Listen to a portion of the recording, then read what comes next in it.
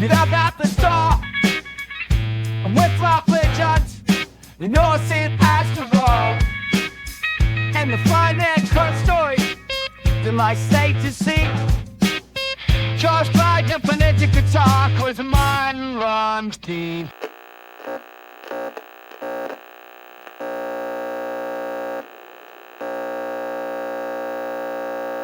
You know what is the most popular piece of paper on this planet, don't you?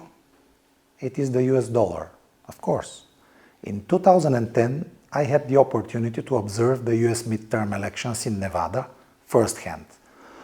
The once powerful US Senate Majority Leader Harry Reid was running for re-election against a Tea Party candidate.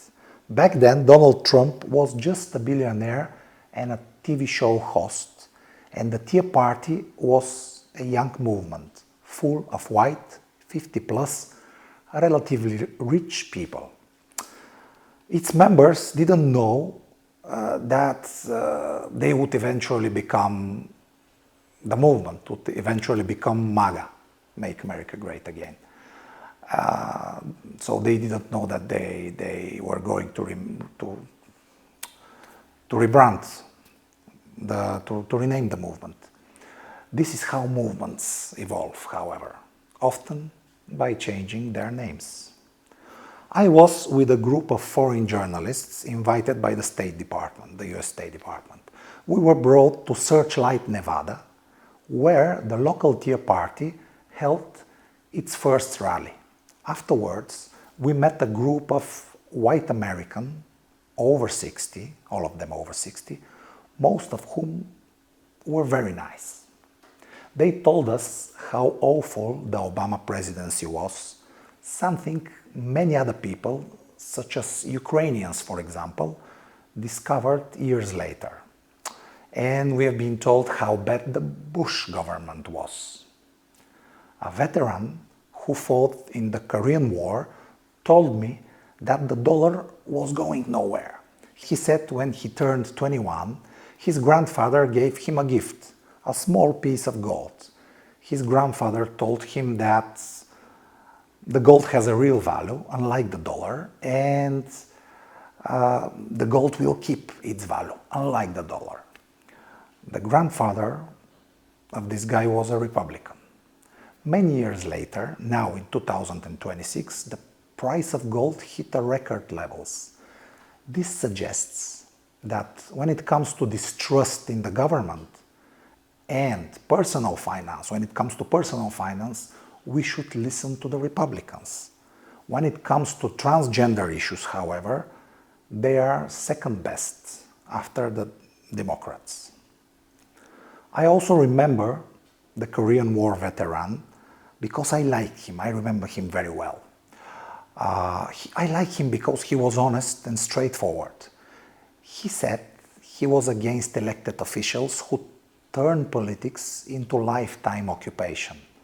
He believed that political representatives should serve maximum of 2 terms and then move on with their lives.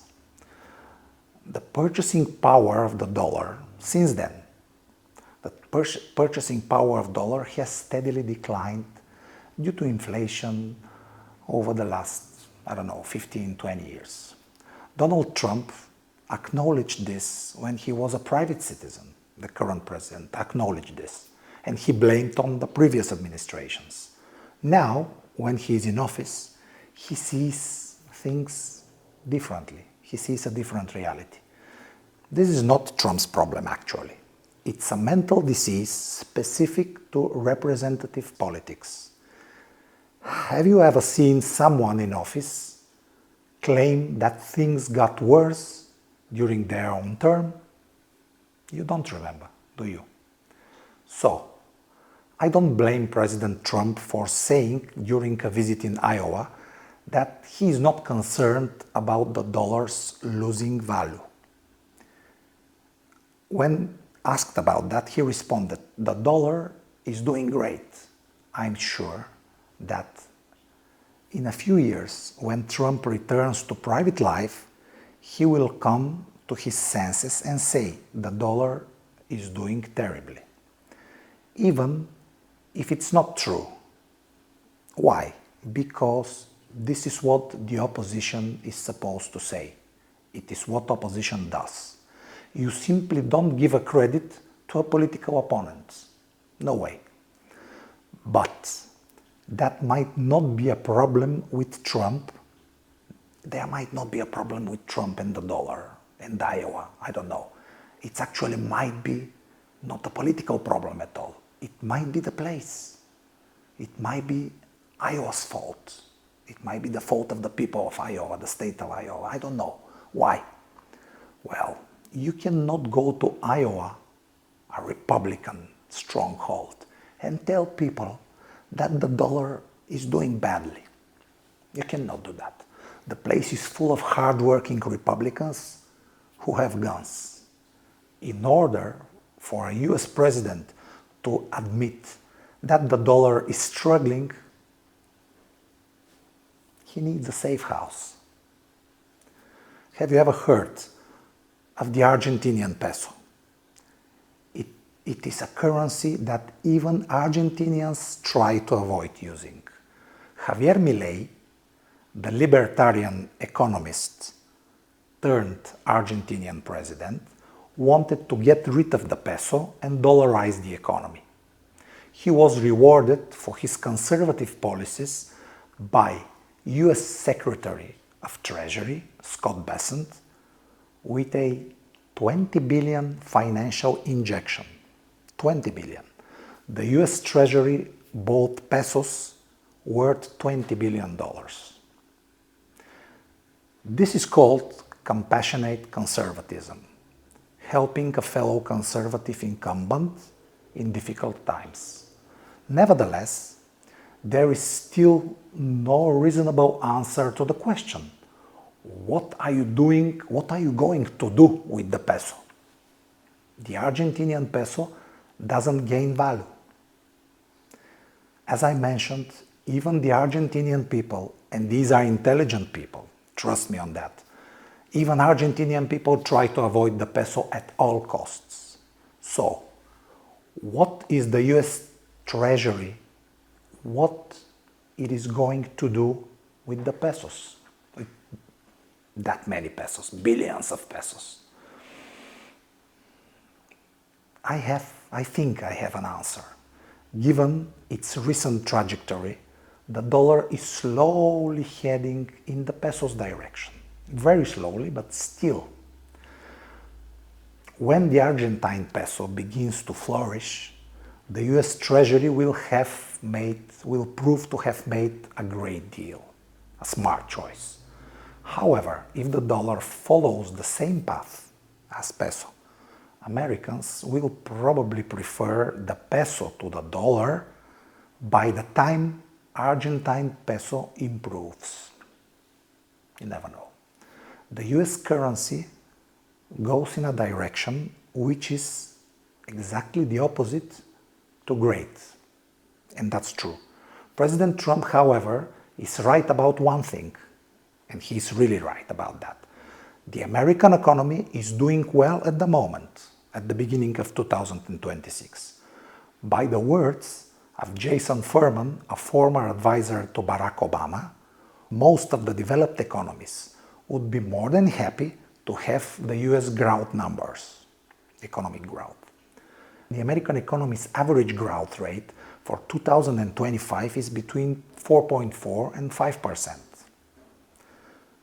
Nevertheless, this does not change the fact that New Yorkers elected a democratic socialist as a mayor. Didn't their choice ring the bell?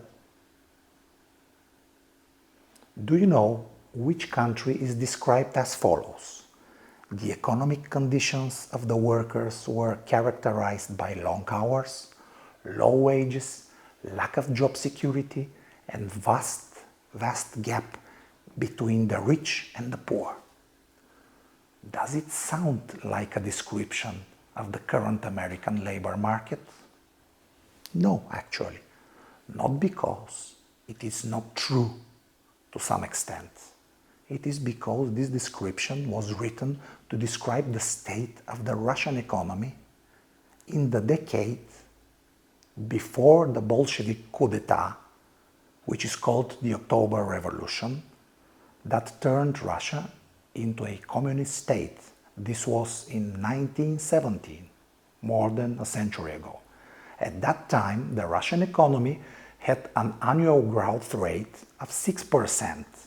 In 1914, Russia's economy was on par with that of France.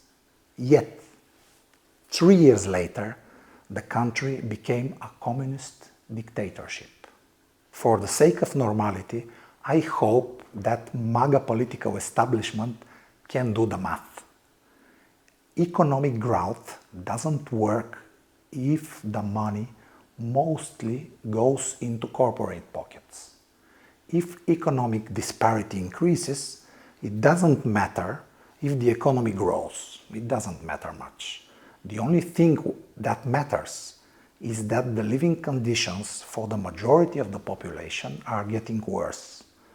A decade ago, when Trump rose to political prominence, one of the most popular political slogans during the Republican primaries was that the next administration should care more about Main Street than the Wall Street.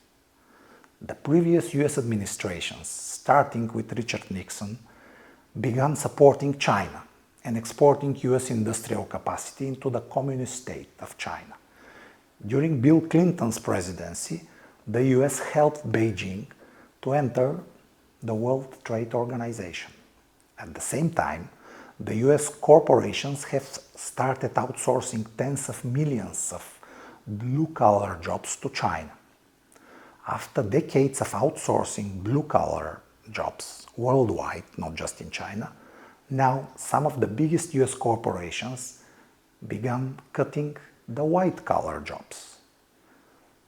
Taking care of the Main Street is a better approach to economic stability than buying pesos or giving billions to Wall Street to invest in AI technologies that will allow Amazon to fire 30,000 white-collar workers, 6,000 of whom are getting fired this year in 2026. It is a legitimate question. Why would someone go and spend hundreds of thousands of dollars on education, modern education, in a university? Why, if this education might prove to be worthless? Why we do that? You know, there is no necessity in history, not at all. No one could ever promise that the state of the economy, the current political and social order would stay for eternity, or for a very long time, okay, not for eternity. If we look at the human past, something we call history, we would see that people tend to destroy some of their greatest social achievements. So, don't be surprised if, due to an increasing economic disparity, more and more Americans who feel that they have been left behind turn to the ideas of democratic socialism. I'm Bulgarian by nationality, and I was born in communist Bulgaria. And I can tell you one thing: you have every reason. You have very strong reason. You have every reason to trust me because I experienced it firsthand. Do not create social conditions that would allow democratic socialists or whatever communists call themselves to gain power. Don't do that. It is the worst case scenario for the economy, society, and everyone.